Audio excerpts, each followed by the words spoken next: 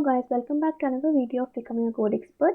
In this video, we are going to solve the code for last digit of a number program in GeeksForGeeks tutorial for Python. So now let's read the question. Given an integer n, write a program to return the last digit of a number. So how do we return the last digit of a number? That is by using the modulus operator. We have to take the modulus of n with 10 and hence we'll get the last digit of the number. Now we have two sets of numbers in integers. One is positive and the other one is negative. Coming to the negative numbers, we have to take the absolute value of that particular number and then take the modulo with 10. I'll return the output value. So it is return absolute value of n and we are going to take the modulo with 10.